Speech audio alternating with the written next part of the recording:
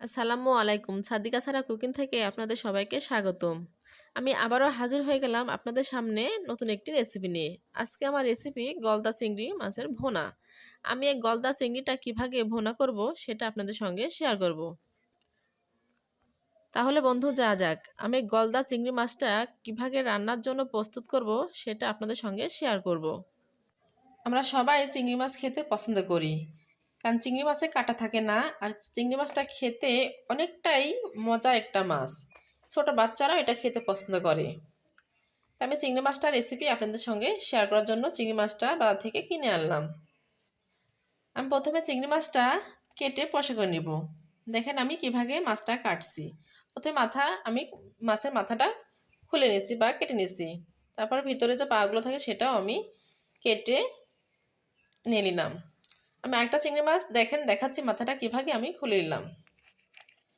ঠিক একইভাবে মাথার যে খোসাটা থাকে বা খাপিটা সেটা আমি খুলে নিয়ে যে সুরগুলো থাকে দেখেন সেটাও আমি কেটে নিলাম। আমি এবার দিয়ে দিলাম তেলটা গরম হয়ে গেলে দিয়ে দিলাম পেঁয়াজ কুচি দিয়ে দিলাম কাঁচামরিচ দিয়ে আমি ভালোভাবে নেড়ে চেড়ে নিলাম। নাড়াচাড়া হয়ে গেলে আমার বাদামি কালার হয়ে আসতে দিয়ে দিলাম মশলা পেস্ট করে রেখে দিয়েছিলাম। মরিচের গুঁড়া, হলুদের গুঁড়া, ধনিয়া গুঁড়া, স্বাদ মতো লবণ, আদা, জিরা এবং রসুনের পেস্ট আমি একসঙ্গে করে আসলাম, সেটা দিয়ে দিলাম। দিয়ে আমি আগে ভালোভাবে নেড়ে নিলাম। তারপর দিয়ে দিলাম আমি একটা এলাচ এবং 2টা তেজপাতা দিয়ে আমি আবারও ভালোভাবে একটু নেড়ে নিলাম। আমি গলদা মাছ চিংড়িগুলো ভালোভাবে ধুয়ে পরিষ্কার করে নিয়েছিলাম, এটা আমি এখন দিয়ে দিলাম।